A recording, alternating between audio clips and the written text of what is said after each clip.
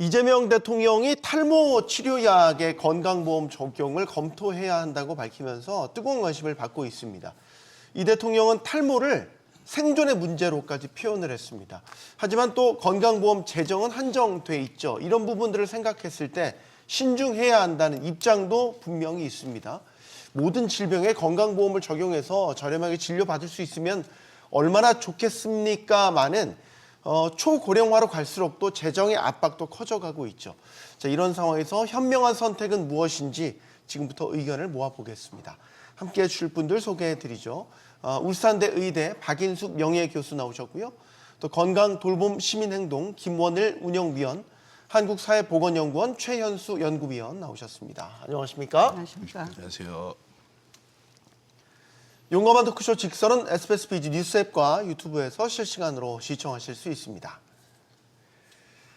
이재명 대통령은 지난 보건복지부 업무보고에서 정은경 장관을 향해서 탈모 치료약의 건강보험 적용 가능성을 직접 질문하기도 했습니다. 먼저 당시 목소리 듣고 다시 오겠습니다. 탈모도 병의 일부 아니냐. 그래서 젊은이들이 많이 쓴다고 하더라고요. 그거 혹시 검토해 보셨어요? 지금 이제 아마 의학적 이유로 생기는 탈모는 의료보험, 건강보험에서 원형 탈모 같은 건 치료를 지원을 하고 있는데요. 이제 약간 유전적인 요인으로 생기는 그런 탈모의 경우에는 이제 의학적인 치료하고는 연관성이 떨어지기 때문에 건보급여는 하고 있지는 않은데. 국내 탈모인이 1,000만 명에 달하는 것으로 추정될 정도로 이제 탈모라는 질병 아마 겪고 계시는 분들도 꽤 있으실 것 같고 고민하시는 분들도 많을 것 같습니다. 자, 이런 가운데 탈모 이 약에 대해서 건강보험 적용을 하자라는 이제 의견이 나오게 된 겁니다. 이게 또 굉장히 뜨거운 감자가 됐어요. 일단 결론적으로 필요하다고 보십니까? 탈모에 대해서 건강보험 적용하는 거. 해주면 좋겠지만 우선순위에서 한참 저는 아래라고 생각을 합니다. 아직까지 그렇게 그럼요. 보세요? 왜냐하면 우리나라 돈이 한없이 있는 게 아니잖아요. 네. 그러니까 저는 이 이슈를 생각하면서 정의란 무엇인가 그 책이 생각이 났어요. 그러니까는 탈모 1,000만 명이라는 이 사람들을 도와줄 것인가 아니면은 희귀난치, 유전병, 이제 유전하게 발달하면서 치료법이 개발이 됐거든요. 너무너무 비싸요. 수십억이에요. 그렇지만 몇백 명 안 되거든요. 그런 사람을 도와주시는가 선택의 문제거든요. 생존의 문제가 아니에요. 탈모 굉장히 괴로운 문제지만 이게 생존의 문제는 아닌데 정말 이쪽에서 수백 명은 생명을 걱정해야 하다는 그런 분들이 보험 적용을 못 받고 또 받으려고 지금 굉장히 노력하고 있는 그런 질병도 많거든요. 전 그렇기 때문에 아직은 탈모를 건보해서 줘야 된다는 거에서 저는 생각이 반대입니다. 정리를 해보면 예를 들어서 한정된 재원 하에서 건강보험 적용을 해주자면 탈모는 아직까지는 후순위에 있는 것 같다라는 의견이신 거고 네, 더 급한 게 많고요. 급한 게 예를 들면 희귀질환 치료에 그리고 대한 항암제도 얼마 전에 안 됐는데 이제 계속 환자들이 막 항의를 하니까 이제 하나하나 보험에서 주거든요. 그런 게 계속 많이 있어요. 지금도 그게 해결된 게 아니고 앞으로도 계속 해결되기가 어려울 겁니다. 그리고 그런 약값은 계속 비쌀 거예요. 왜냐하면 개발하는데 많이 들고 그런데 거기에는 환자들의 생존과 목숨이 걸려 있는 거거든요. 그래서 그런 게 저는 우선이지 탈모가 생존의 문제까지는 아직은 아니라고 생각을 합니다. 이재명 대통령은 또 탈모를 생존의 문제로까지 표현을 하긴 했습니다. 위원님 어떻게 보십니까? 저도 뭐 기본적인 방향은 박인숙 교수님하고 입장 궤를 같이 하는데요. 네. 지금 제가 예전에 여기 나왔을 때 한번 그 간병 문제를 갖고 나왔었어요. 예, 맞아요. 지금 입원 환자, 급성 입원 환자에 대한 간호간병 통합 서비스도 35% 정도 수준밖에 안 돼요. 그러니까 그리고 지금 간병살인, 간병 파탄 이런 문제들이 이제 언급이 되면서 이제 그 건강보험 급여 지금 이미 당연히 의료기관에서 이루어지는 입원 서비스는 지금 새로 뭐 진입해서 탈모를 질병 코드로 만들어서 건강보험 급여하는 것과 별도로 지금 되어야 되는 것도 있는데 그런 것들이 지금 방치된 상태에서 그리고 지금 올해가 또 초고령 사회에 진입했던 해 아닙니까? 네. 이제 이런 문제를 봤을 때 저는 이 간병 문제가 훨씬 더 중요한 우선순위다라는 뭐 굳이 우선순위 말씀을 하셔서 네. 그렇게 판단하고 있습니다. 그러니까 이유는 좀 다르게 보시지만 어쨌든 우선순위는 아닌 것 같다. 탈모에 대한 건강보험 적용이. 최영권 의원께도 의견 듣겠습니다. 뭐 저도 전반적인 방향성에 대해서는 좀 비슷할 수 있는데요. 일단 뭐 우선순위라든지 아니면 재정의 영향 뭐 이런 것들을 고려하면 네. 좀 신중하게 검토를 해야 되는데 대통령께서 말씀하신 건 아마 그 이제 다수의 그 국민들이 그 부분에 대해서 좀 뭐 괴로움을 겪고 있는 부분들 또 문제라고 생각되는 부분들 또 그렇지만 그 치료라든지 이런 것들을 뭐 하지 않을 수 없는 상황에 있는 분들 그런 이제 의료와 관련된 여러 가지 서비스를 이용하는 분들의 입장에서 그런 검토에 대한 부분을 이야기하신 것 같고요. 이제 보통 그 미용 차원이냐 아니면 질병 차원이냐 이 경계선에 대한 이야기가 항상 이쪽 분야에서는 많이 네. 되는 내용인데 그 부분 관련해서는 한번 그 탈모 때문에 고통을 겪는 분들의 숫자도 많아지고 또 원인도 좀 다양해지고 이제 그런 것들이 있기 때문에 한번 검토를 해볼 필요는 있지 않을까라는 생각이 듭니다. 왜냐하면 네. 이제 건강보험이 어쨌든 그 보험자 어쨌든 그 보험료를 내고 있고 또 그 보험료와 관련해서 그 의료 이용에 부담이 되는 어떤 비용을 줄여주는 부분과 관련해서는 충분히 그 굉장히 많은 규모가 겪고 있는 그런 비용 부담의 문제를 어떻게 접근할지에 대해서는 한번 검토가 필요하지 않을까라는 생각은 해봅니다. 제가 박 교수님께 질문 드리고 싶은 게 그거예요. 사실. 네. 저희 겨울철에 가장 흔하게 걸리는 질병이 감기잖아요. 감기 기본적으로 건보 적용이 되지 않습니까? 근데 지금 탈모인들도 1,000만 명에 달할 정도로 이제 많이 늘어났다면 우리 국민의 5명 중 1명이 겪는 이 질병이라면 건강보험 네. 혜택을 받는 게 어떻게 보면 당연하다 생각도 네. 들어요. 저도 그 며칠 전에 대통령 업무 보고를 꼼꼼히 봤거든요. 네. 근데 그 중에 굉장히 저희가 이제 마음에 드는 부분이 많이 있었거든요. 물론 문제도 있지만 그 중에 하나가 대통령 스스로 경증 질환에 대한 보장은 줄이고 중증 질환으로 가야 되지 않냐 이런 코멘트가 잠깐 있었거든요. 네, 맞아요. 너무 좋아가지고 그러면 이게 안 맞잖아요. 이게 탈모는 굉장히 정서적으로 힘든 조건 그러니까 상황이지만 네. 이거는 중증은 아니잖아요. 그래서 지금 말이 난 김에 아까 말씀을 길어져서 안 드렸는데 제가 의사로서 이 두 가지 병에 대해서 굉장히 지금 관심을 가지고 제가 국회의원 때도 민원을 많이 받아서 왜냐하면은 척수성 근 위축증이라고 SMA라고 많이 알려져 있어요. 이 부모님들이 굉장히 모든 국회의원들한테 손으로 손편지로 수백 통을 보내가지고 다 버리는데 보좌관들이 다 버렸더라고요. 그래서 제가 꺼내보고 너무 눈물을 흘릴 정도로 이 네. 부모들이 굉장히 지금 힘든데 그렇게 이제 항의를 해서 지금 보험이 돼요. 근데 이 가격이 얼마냐면 20억이에요. 한 번 치료하는데 20억이에요. 거기 생명이 달렸거든요. 여기는 생존이 걸렸는데 그래서 보험이 됐어요. 근데 다 되는 게 아니라 조건을 굉장히 까다롭게 해서 이 혜택을 못 받고 있는 부모들이 지금 굉장히 저한테 민원을 많이 어떻게 좀 호소를 하고 있거든요. 그래서 이런 것도 조금 그 적용증을 확장하면은 몇 사람이라도 더 살리지 않나. 실제로 치료받은 아이들이 좋아졌거든요. 세계적으로 증명이 됐고 또 하나 또 얼마 전에 동아일보에 난 게 이제 폰 히펠 린다우 증후군이라고 온몸에 자꾸 암이 생기는 병이에요. 네. 이것도 유전자가 발견이 돼서 치료약이 있거든요. 근데 한 번 치료받을 때 한 달에 2천만 원이 든대요. 한 번이 아니라 여러 번 또 받아야 되고 암이 생길 때마다 해야 되니까 네. 이런 건 정말 생존의 문제고 중증인데 이런 거를 먼저 해줘야 되지 않나. 대통령이 자기 입으로 경증은 줄이고 감기 콧물만 조금 나도 병원에 가고 재채기만 해도 병원에 가고 이런 경증을 줄이고 중증으로 가자 이런 말씀을 하셨거든요. 탈모는 경증이라고 봐야 보통 분류를 합니까? 뭐 탈모에도 굉장히 여러 종류가 있죠. 탈모에 정말. 대해서 정도에 네. 따라서 중증이 될 수도 있고. 중증은 보험이 주죠 지금. 네. 근데 일반 탈모 치료에 대해서만 뭐 원형 적용이 안 탈모라든가 유전 이런 거는 이제 어차피 안 되는데 정말 지금 병으로 생기는 탈모는 줘요. 왜냐면 원형 그건- 지금 화면에 나오네요. 네. 적용 그건 대상이죠. 중증이죠. 그거는 네.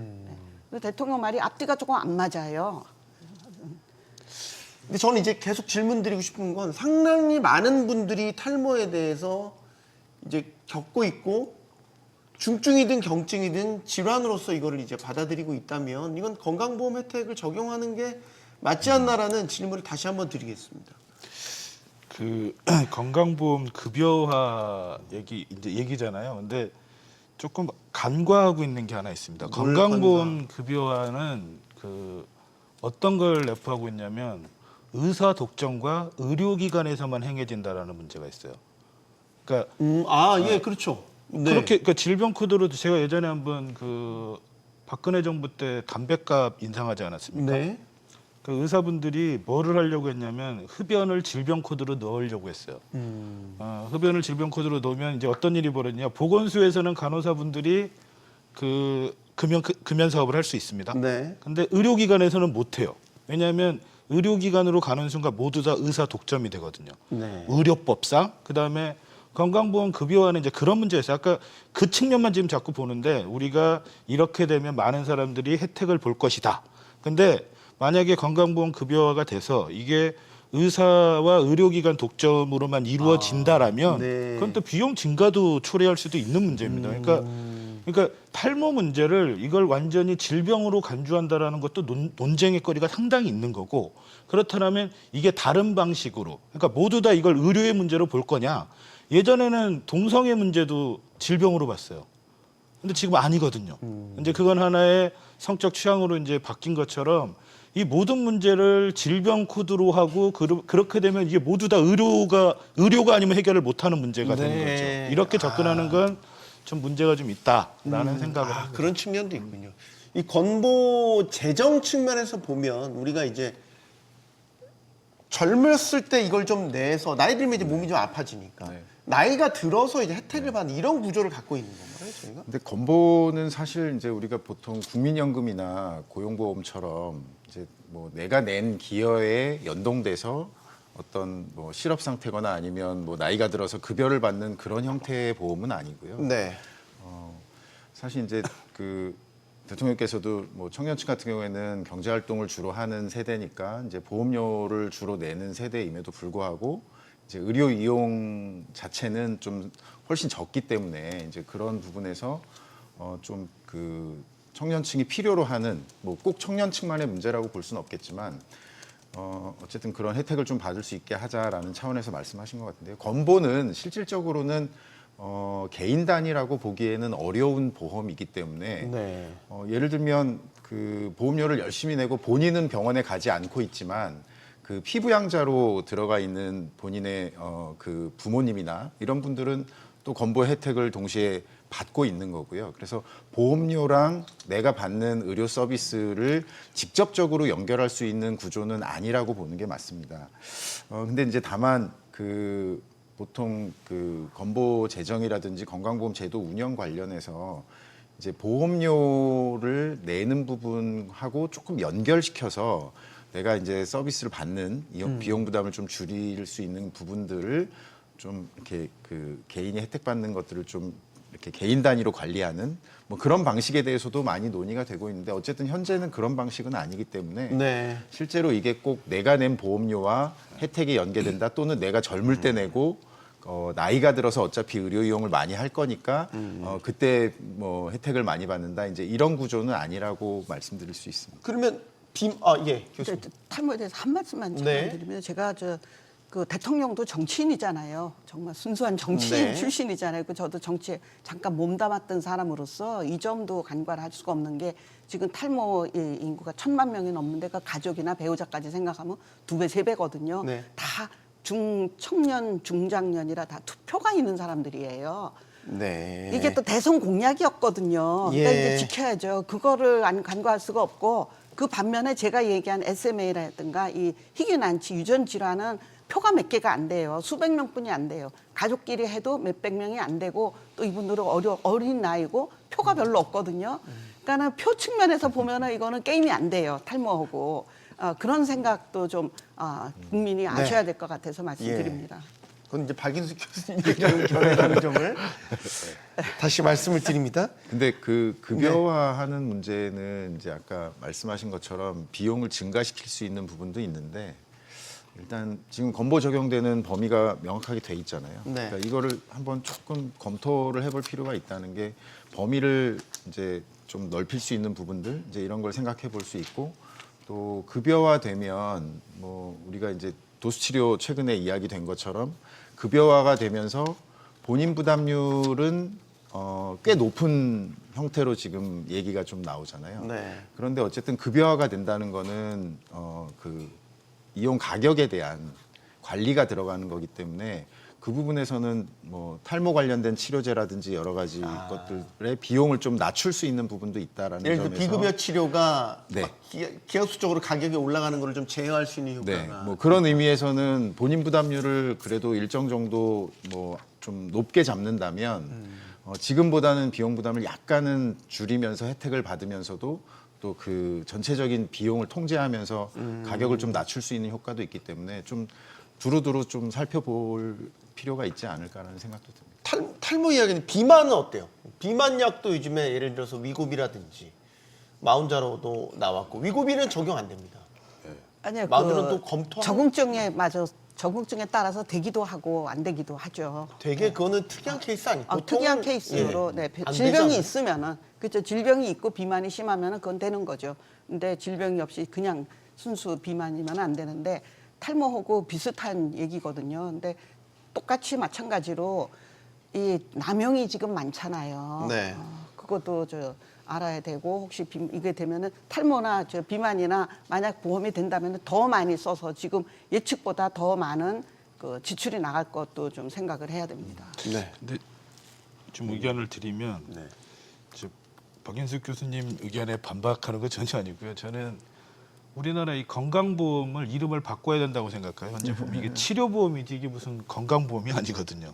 그러니까 치료에 한정돼서만 지원을 하는 거고 네. 그러다 보니까 지금 뭐 박인숙 교수님은 이제 이 희귀 난치성 얘기를 했지만 지금 그 만성 질환으로 인한 진료비가 90조에 이르고 있어요. 네. 근데 우리나라가 얼마나 의료 접근 방식이 하수냐면 우리나라는 예방이 없습니다. 그냥 치료하는데, 그러니까 치료는 가장 제가 볼 때 하수예요. 그러니까 다 걸리고 난 다음에 하는 방식. 그건 이제 의사의 접근 방식인 거죠. 그런데 예방을 하고 관리를 하는 방식이 안 되면 제가 볼 때 지금 건강보험 재정이 문제가 아닙니다.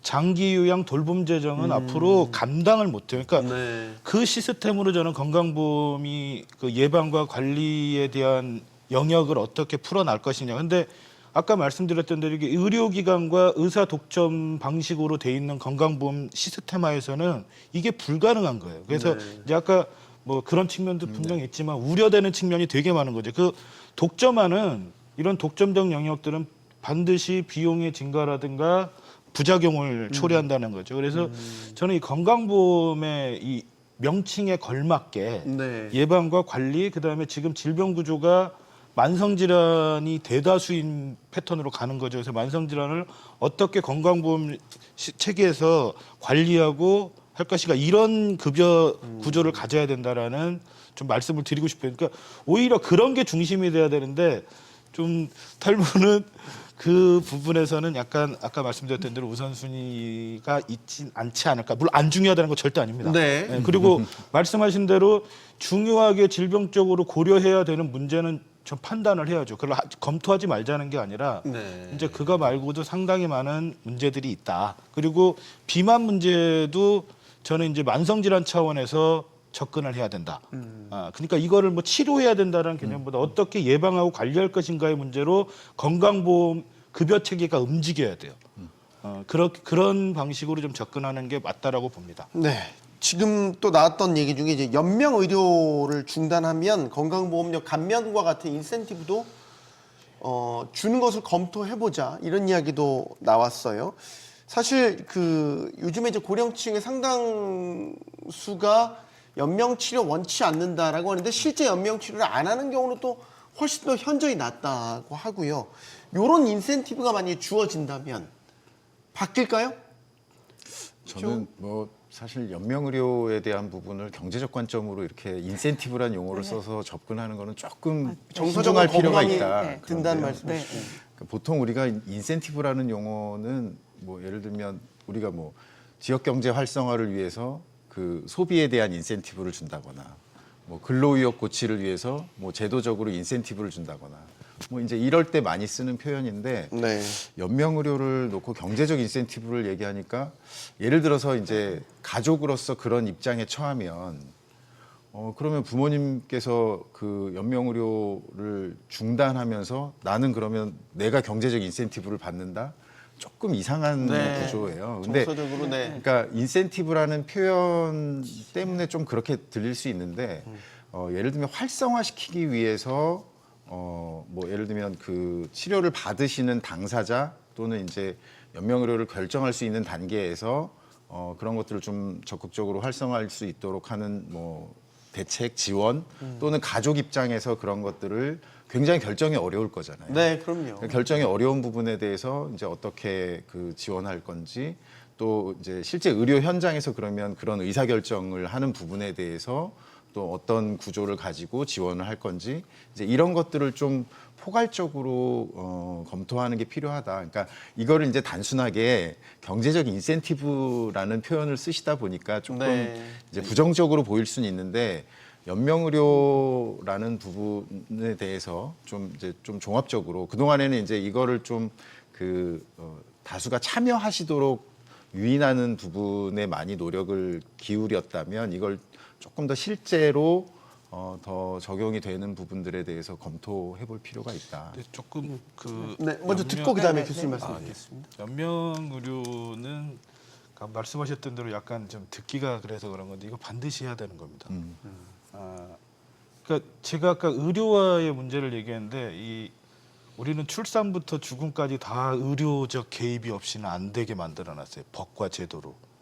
그러면 안 돼요. 그러니까 그러다 보니까 지금 뭐 산부인과 의사 없으니까 출산 문제 바로 생기잖아요. 조산이라는 제도가 있었는데 그게 거의 유명무실화 되게 만들었어요. 그러니까 정상적으로 가정에서 분만을 할 수 있는 시스템이 있는데 모두 다 병원을 가는 시스템으로 바뀌었죠. 출산도. 죽음의 문제도 의사가 죽음을 선고하지 않으면 죽음이 안 돼요. 그러다 보니까 우리가 장례 문화도 전부 다 의료기관 중심으로 이루어지는 거고 그렇다면 지금 웰다잉 문제가 많이 나오듯이 이 문제는 그러니까 우리 사회가 너무나 의료화돼 있는 문제이기 때문에 이 문제를 해결하고 문화를 바꾸는 문제로 그러니까 이걸 단순하게 의료의 문제다라가 아니라 이 사회 전반의 문제로서 바꿔나가야 돼요. 건보 재정 문제도 심각하지만 이런 방식으로 접근하면 안 되고 아까 얘기했었던 우리 사회의 전반적인 문화 개선 방식으로 좀 접근하는 게 연명 치료에서 매우 중요하고 이 문제 해결 못하면 사실 이것도 굉장히 큰 문제입니다. 이거는 뭐 탈모하고 비견될 수 없을 만큼 네. 중요한 문제입니다. 그러니까 병원 현장에서도 무의미한 연명 치료는 그럼요. 중단하고 줄이는 게 맞다라는 네. 의견들이 다 공통돼. 저도 의사들도 굉장히 안타깝게 생각을 해요. 예. 정말 회복이 불가능한 게 너무나 명백한데 가족들이 우긴다던가 뭐 법적으로 지금 가장 문제가 의사들이 전에도 그런 사연이 많아요. 이제 그만하려고 하는데 가족들이 와서 그만하자 그러는데 나중에 또 어떤 가족이 나타나서 난리를 치면은 또 고소도 하고 그러면은 의사들이 고발당하는 거 이런 거를 보면은 다른 의사들이 이걸 안 따라요. 끝까지 하거든요. 그래서 제가 연명치료 대통령이 말씀한 거에 대해서 제가 이제 말씀을 이제 5가지를 드리고 싶은데요. 첫째, 5가지요? 아니, 아주 짧게요. 저는 대통령 입에서 연명치료를 중단하면은 인센티브를 준다. 그 단어를 듣는 순간 솔직히 경악했어요. 네. 그렇게 이런 단어를 쓰면 안 돼요. 네. 이거를 정말 사람을 돈으로 너 빨리 가면은 가족이 뭐 돈을 더 받는다 뭐 이런 느낌이 들잖아요. 이거는 네. 정말 경악해서 조금 말실수를 하신 것 같다는 생각이 들고요. 저는 이미 했거든요. 하면서 지금 300만 명 분이 안 했거든요. 이거를 좀 더 홍보를 해야 되는데 자식이 부모님한테 가서 이거 하세요 그럴 수 없잖아요. 네. 그러니까는 이게 전반적으로 홍보나 이제 많은 이제 광고를 해서 스스로 나이 드신 분들이 정신이 말짱할 때 가서 이거를 해라. 그 방법은 아주 쉽게 돼 있거든요. 그러니까는 자식들한테 이렇게 불편한 감정을 주지 않고 나이 드신 분들이 스스로 가서 좀 많이 해야 된다고 홍보를 강화해야 된다. 그다음에 또 하나는 이제 의사들의 사법 리스크는 말씀을 드렸는데 이게 실제 사인을 해도 제가 갑자기 뭐 혼수 상태로 어디로 가서 누워 있는데 이 카드 하나 있다고 주민등록증에 뜨면 나오면은 뜬대요. 제 주민등록증을 치면 아니 이 사람이 사인을 했구나 나오는데 그거 하나만 믿고 의사가 그냥 끊을 수가 없어요. 네. 인공호흡기를 다 안 달 수도 없고 예. 가족들에게 퍼미션을 받아야 되는데 이게 굉장히 조건이 까다로워요. 이 사인을 다 해도 실제로 현장에서 이거를 중단하려면은 법적으로 굉장히 까다로운 게 많기 때문에 그 제도를 편하게 해줘서 그 나중에 딴소리가 나오지 않게 그리고 좀 더 이게 적용이 많이 될 수 있게. 그래서 지금 이거를 사인을 했는데도 불구하고 연명치료 중단을 안 한 케이스가 얼마나 되느냐 아직은 잘 모르거든요. 네. 왜냐하면 사인하고 다 안 돌아가셨으니까. 그렇지만 앞으로 그거에서 정말 현장에서의 목소리를 듣고 어떻게 바꾸면 내가 약속한 대로 이런 쓸데없는 치료를 안 받을까.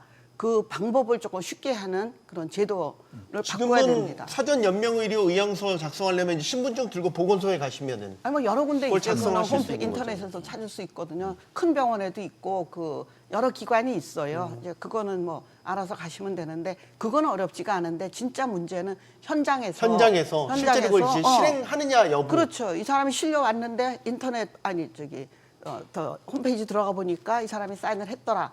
그러면 멈춰도 되냐? 아니거든요. 그때 여러 가지 조건이 필요해요. 네. 나는 정말 사인했다. 본인이 얘기를 하던가 또 본인이 의식이 없으면 못 하잖아요. 그러면 가족이 와서 하던가 아니면 의사가 두 사람이 모여서 이 사람은 정말 말짱한 정신에 이거 사인을 했구나. 안 해도 된다. 이런 판정을 내려야 돼요.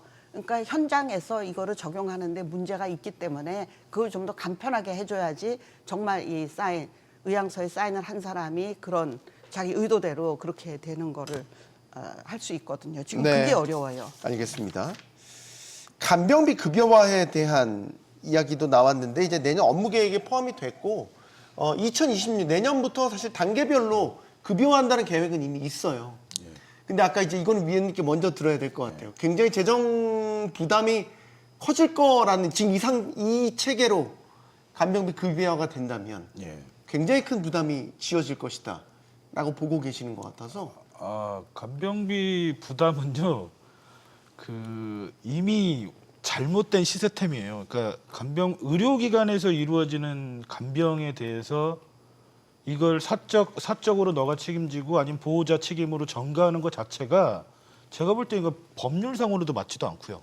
네. 아니 의료기관에서 이루어지는 의료업은 의료기관만 하게 했고 그다음에 의료인이라든가 보건의료인이 하게 했는데 그 업무 영역을 이번 서비스의 영역을 갑자기 환자 보호자한테 넘겨요. 중증 환자인데 중증 환자일수록 더 넘기죠. 또 최근에 지금 문제가 된 게 간호간병 통합 서비스를 하는데 중증 환자는 안 받아. 심지어 의료기관에서 거짓말도 합니다. 중증 환자는 혼자서 활동 못하면 못 받게 법으로 돼 있습니다. 뭐 이런 식의 거짓말까지 해가면서 그 환자를 안 받고 있죠. 그러니까 아까 말씀하셨던 대로 중증 환자일수록 의료기관과 의료인 책임하에 이루어져야 돼요. 전문가들에 의해서 이루어져야 되는데 그거를 오히려 안 하는 현상들이 있는 거고요. 그리고 간병비 급여화 얘기하는 것도 지금 다 되지도 않았어요. 그리고 지금 정부에서 제가 지금 요양병원 간병비 급여와 관련해서 자문위원회에서 좀 활동을 하게 됐는데 거기서도 지금 되게 몇 가지 의미 있는 그러니까 모든 의료기관에 그러니까 지금 요양병원에 간병급여를 하는 게 아니라 일정한 숫자, 한 500개 정도를 상정을 했더라고요.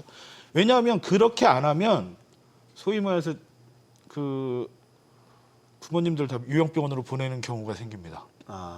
급여가 되니까 간병비도 집에서 할 때는 간병비를 본인 부담해야 되는데 가니까 그걸 안 해. 그러니까 이런 판단들을 사실 의사나 의료기관들이 지금 책임 있게 해야 돼. 윤리의식을 가지고서 어떤 분들이 의료기관에서 간병 서비스를 우선적으로 받아야 되는지 이런 것들이 있어야 돼요. 근데 지금 의료기관과 의사, 심지어 간호사들까지 전부 다 이게 수익의 수단이 돼버린 거예요. 그러니까 간병의 문제를. 그래서 저는 이 간병의 문제는 재정이 많이 든다 안 된다의 문제가 아니라 반드시 해야 되는 겁니다. 그러니까 이번 서비스를 그 책임을 환자 보호자와 사적 간병인에게 전기한다는 것 자체가 어불성설일 뿐만 아니라 이거 아주 후진국적인 발상이다라고 생각을 하기 때문에 이거는 적극적으로 좀 얘기하세요.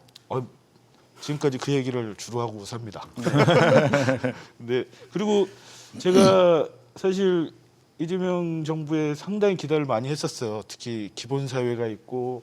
근데 안타까운 게 이제 아직까지는 좀 아직 기대는 하고 있습니다만 아직까지는 좀 미흡합니다. 특히 보건복지 분야, 돌봄 분야 이쪽에서는 좀 네. 많이 정책적인 것들이 더 나와야 되지 않을까. 그러니까 원래 대통령께서 갖고 계셨던 기본사회라는 그 어떤 철학적 가치에서는 아까 제가 말씀드렸던 모든 문제가 다 우선적으로 논의돼야 될 문제거든요. 네. 그러니까 간병의 문제는 선택의 문제가 아니고요. 안 해주면 생명과 직접적인 관련이 있는 문제입니다.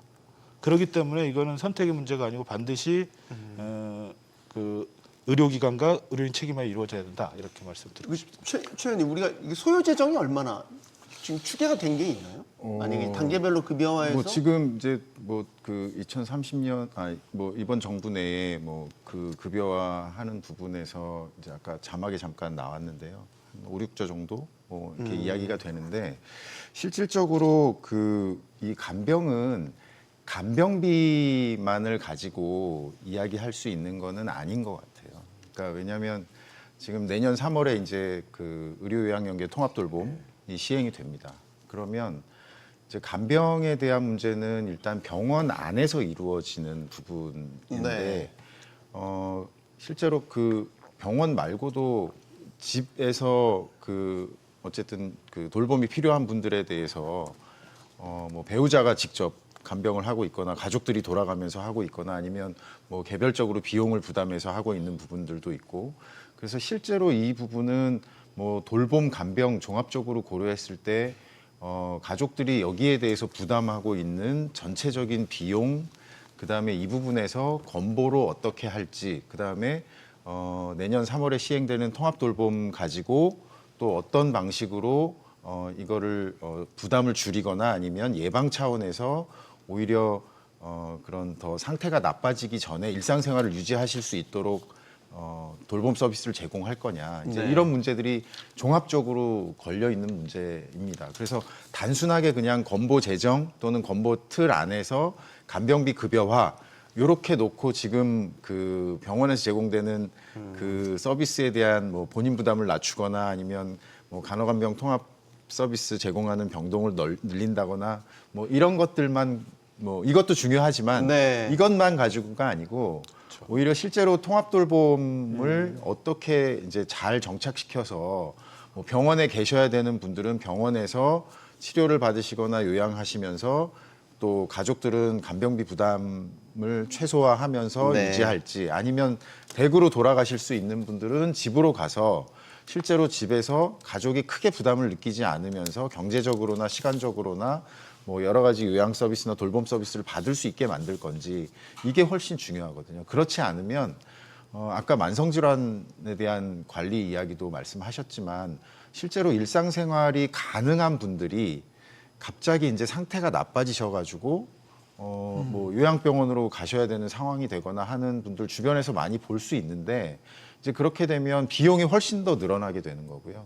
사후적으로 여기에 접근하게 되면 지금 현재 나와 있는 뭐 간병비 급여와 일정 부분 하면서 들어가는 재정보다 실제로 건보 재정뿐만 아니라 일반 국민들이 부담해야 되는 그 비용은 정말 어마어마하게 커질 수 있다라는 차원에서 좀 정부에서 보건복지 분야에서 지금 그 지난 새 정부 출범하고 나서 6개월 동안 이렇게 뚜렷할 만한 뭐 정책 이슈들이 잘 보이지 않는데 네. 이 통합돌봄이라든지 요 그 간병비 관련된 이슈는 사실 전 국민의 문제이기 때문에 이 부분에 대해서는 조금 더 적극적으로 재정 지원이나 또는 뭐 지역 사회에서 이런 것들이 잘 실행될 수 있도록 좀 정책적으로 더 많은 관심을 가지고 많이 이야기를 해주셨으면 좋겠습니다. 어느덧 시행 시기가 꽤 3월이니까 내년 3개월 앞으로 다가왔는데 이게 이제 병원 의료계도 이게 준비가 돼야 되잖아요. 방문 의료라든지 뭐 재활 이런 것들 다 연계돼서 네. 이루어지는 통합제도잖아요. 또 제 생각이 나는데 내년 3월이면 지방선거 앞두고 이것도 또 역시 도대체 왜 그러세요? 네, 아니 온 국민한테 해당되고 아니 물론 다 원해요. 이거는 너무나 이제 부담이 많아서 뭐 그런 생각이 잠깐 들었고요. 사실 이제 다 말씀이 나왔으니까 되풀이하지 않겠는데 정말 이거는 필요는 하고 많은 가정이 이제 파괴가 되고 또 젊은이들 또 그 이런 안 좋은 일도 있고 그래서 이건 정말 이렇게 급하게 할 게 아니라 이게 내년에는 정말 이거 시작하면은 혼란이 극치가 될 것 같아요. 왜냐하면 병원들도 준비가 안 돼 있고 또 뭐 500개만 한다고 그러면은 거기도 다 몰리면은 다른 병원은 어떻게 하고 또 그 병원은 또 시설을 바꿔야 된대요. 방을 이제 6명, 8명 들어가지 않는 게 방도 바꿔야 되고 그러는데 준비가 돼야 되기 때문에 신중하고 정교하게 계획을 잘 해서 잘하면 좋겠다 하는 생각이 들고요. 네. 이것도 역시 예산에서 우선순위에서 이제 또 생각을 해봐야 되고 나중에 또 이제 통합 돌봄 얘기도 나왔지만 그거 같이 연계돼서 다 여기를 쏠리지 않게 예, 그거를 잘 밸런스를 맞추면서 잘 해야 되는 정책이라고 생각을 합니다. 한 말씀만 네. 더 드릴 수 짧게만, 있을까요? 네. 의료기관 간병이 왜 좀 다르냐면요. 아까 얘기했던 대로 중증 질환자, 그러니까 의료기관에 입원할 정도라면 상당한 그 긴급성이라든가 의료적 필요도가 있는 거죠. 그런데도 불구하고 그 서비스를 사적 간병인과 환자 보호자한테 전가한다는 거 이건 제가 볼 때 심각한 문제입니다. 그러니까 지금 제가 아까 말씀하셨던 얘기에 대체로 동의하지만 우리가 통합 돌봄과 연계돼야 되는 문제는 당연히 돼야 돼요. 그러니까 의료기관에서 입원 서비스를 받은 분들이 퇴원해서는 뭐 또 환자 보호자와 뭐 여러 가지를 할 수가 있는데 최소한 의료기관에서만큼의 서비스 구조는 어떻게 가져갈 거냐. 이걸 보면 법적으로는 뭐 전부 다 독점권을 갖고 있으면서 이 부분에 대해서만 의료기관과 의료인들이 독점적인 역할을 안 하는 거죠. 네. 아주 그 소위 말해서 이율배반적인 네. 거고요. 그래서 간호간병 그 의료기관에서의 간병 시스템은 반드시 의료기관과 의료인들의 책임하에 간병인들이 수행하더라도 그렇게 이루어져야 된다는 얘기를 꼭 드리고 싶습니다. 자, 제가 이 질문을 드리고 싶은데 이 업무보고 자리에서 또 그 이야기가 나온 게 응급실 뺑뺑이 문제입니다. 지금 별도로 대책 마련을 해서 보고하라라는 대통령의 지시도 나왔어요. 지금 현실 응급실 뺑뺑이와 관련된 최근에 사건 사고들이 좀 있었습니다. 그 업무보고를 한 당일에도 사실 응급실 뺑뺑이가 항상 문제. 있죠. 네. 이게 예전에는 응급실 뺑뺑이 이런 문제를 저희가 얘기를 안 했었는데 코로나19 지나고 뭐 이래 사태 터지고 이러면서 응급실 뺑뺑이가 아주 사회적 문제로 부상했어요. 왜 그런 걸까요? 저는 제가 굉장히 이 문제에 대해서 고민을 많이 하고 글도 많이 쓰고 있는데 대통령 그 회견을 보면서 네. 깜짝 놀랐어요. 제가 딱 2가지가 원인이거든요. 사법 리스크. 제일 먼저가 사법까지 자꾸 고발을 당하니까 의사들이 고발을 네. 당하니까 자꾸 떠나는 거예요. 그 또 하나가 응급실이 너무 많다. 뭐 응급실에도 종류가 굉장히 많아요. 중증 뭐 권역별 하여간 이름을 알 수도 없어. 하여간 그리고 외상센터 따로 있고 권역별 응급센터 있고 뭐 무슨 응급센터 있고 다 많은데 네. 제가 다 돌아다녀 봤거든요. 너무 많아요 숫자가. 그러니까 응급실 숫자가 많다고요? 그게 그 문제가 400개가 오히려 넘어요. 되는- 근데 그게 문제가 된다고요? 그게 그러니까는 근데 저는 이게 대통령이 참 제가 2가지를 말씀을 드렸는데 대통령 입에서 딱 이 2가지가 나오더라고요. 깜짝 놀랐어요. 너무 업무 파악이 잘 돼 있구나. 사법 리스크와 응급실이 너무 많다. 그 말은 대통령 입에서 나온 단어예요. 응급실이 너무 많더라. 그럼 굉장히 상황 파악을 잘하고 계셨는데 응급실이 너무 많으면 좋은 거 아니야? 그렇게 생각할 수 있는 게 아니라 의사들은 전문가, 특히 세부 전문가, 심장외과라든가 뇌신경외과 의사라든가 제한된 그 자원이잖아요. 응급실이 많으면 다 흩어져 있잖아요. 응급의학과 의사들도 몇백 명 안 되거든요. 네. 다 쪼개져 있으면은 생각해 보세요. 가까운데 응급실이 한 개가 있어서 모든 이 전문가들이 모여 있으면은 가서 안 받을 이유가 없거든요. 소아외과 의사가 어떻게 400개 병 응급실에 다 있어요. 그러니까 다 분산돼 있는 거예요. 그러니까 여기 가면 신경외과 없고 저기 가면 산부인과 없고 여기 가면 흉부외과 없고 그러니까 뺑뺑이 도는 거예요. 그 의사들도 하도 고발을 당하니까 이제 어지간하면 안 받는데 가장 중요한 최근에 일어난 사건이 아기가 장중첩증으로 갔는데 상태가 너무 나쁘니까 딴 데 못 보내고 거기서 받아서 소아외과가 수술해야 되는데 소아외과 당연히 없죠. 그러니까 일반 외과 의사 선생님이 수술을 하다가 얘가 결과가 안 좋았어요. 그래가지고 16억인지 뭐 엄청나게 그 벌금을 받았거든요. 그 배상. 네. 그러면은 안 하죠. 그 환자 오면은 다음에 그런 아이 오면은 안 받죠.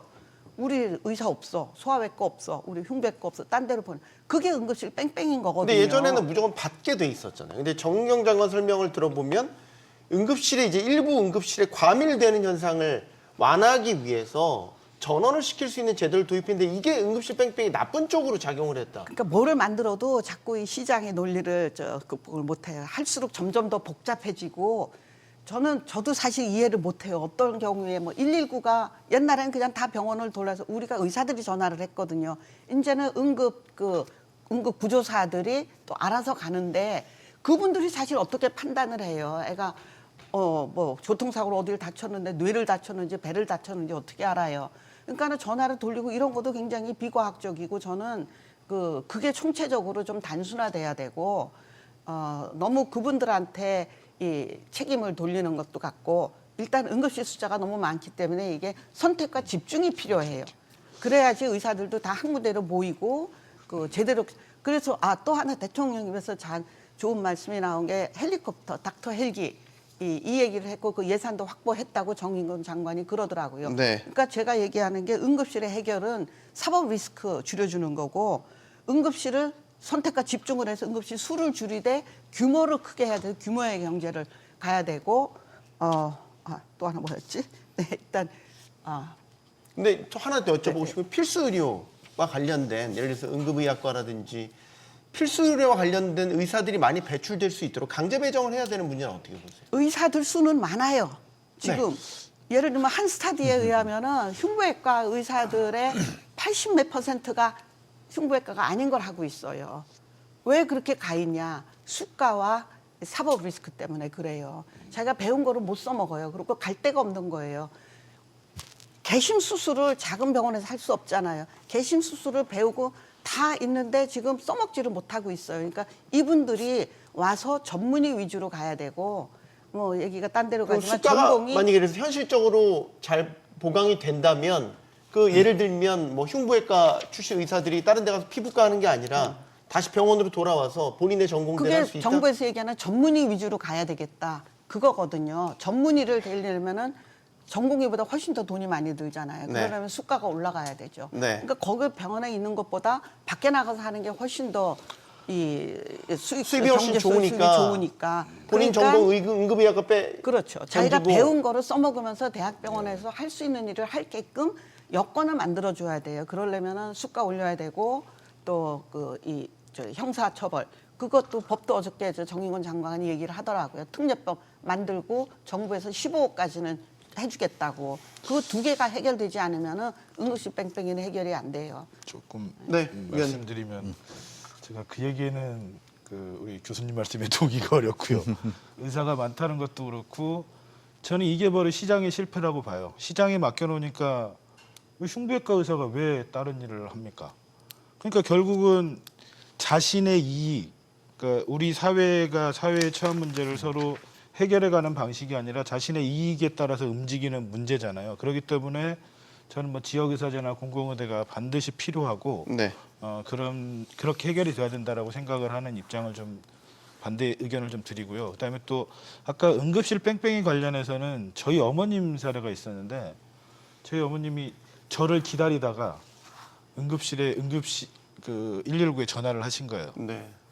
그래서 모 병원에를 좀 나를 데려다 달라. 안 된대요. 그러니까 근데 결국은 저희 어머님은 이제 그 병원에서 계속 진료를 받았기 때문에 그 병원에 가야 빨리 뭐가 될 것 같아서 부탁을 한 건데 안 된대요. 왜냐하면 안 돼요. 거기 그 응급차를 타는 순간 선택권은 없습니다. 선택권은 거기서 거기 병원의 판단대로 움직여야 병원의 돼요? 상황에 따라 움직이는 거죠. 결국 어머님이 이제 취소하시고 제가 모시고 갔어요. 그러니까 본인이 교통수단을 이용하거나 해서 가면 거절을 못합니다. 그건 진료 거부가 되니까. 근데 응급차에 타는 순간 계속 뺑뺑이가 이루어지는 거죠. 물론 이 문제가 해결된다고 해결된 문제는 아닙니다. 아까 얘기했던 대로 의료 자원, 특히나 의사 자원의 어떤 배치라든가 통제, 규제 방식이 없기 때문에 그래요. 이게 거의 다 민간에 의존하고 있고 민간 마음대로 하다 보니 의사가 우리나라에서 가장 돈 많이 버는 직종임에도 불구하고 여전히 수가 얘기를 계속해서 하는 거고 그다음에 그만큼 법적 권한이 많은데 사법 리스크에 대한 얘기를 하는 거죠. 책임과 권한은 저는 같이 간다고 봐요. 근데 네. 우리나라 의사가 지금까지 입증 책임을 제대로 진 적도 없습니다. 의료사고 나면. 그러니까 이것도 결국 하다 어디로 갔냐? 중지원으로 넘어갔어요. 그러니까 근데 본인이 한 행위에 대해서 의료사고에 대해서 입증 책임을 져야 되는 건 당연한 거라고 봐요.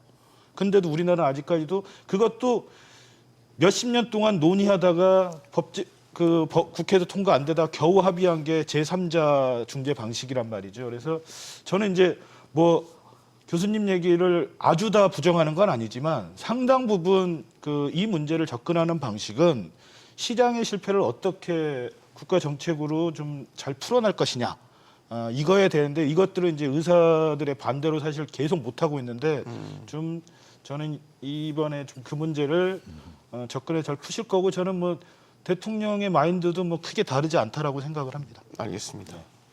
지금 이제 건보료 적용을 받아서 하는 이제 급여 치료와 비급여 치료가 있는데 비급여 치료 같은 것들이 너무 이제 과잉 진료도 많이 된다. 대표적으로 이제 늘 도마 위에 오르는 게 도수 치료 같은 이제 이런 거죠. 주사 치료 이런 것들. 이게 좀 가격이 안정되고 그럼 과잉 진료가 좀 줄어들 거냐? 여기에 대해서 어떻게 보세요? 아까 그 탈모 관련해서도 말씀드렸던 것처럼 네. 일단 급여와 비급여가 있잖아요. 그러면 이제 급여화 된다는 거는 건강보험 제도에서 어쨌든 관리가 된다는 거죠.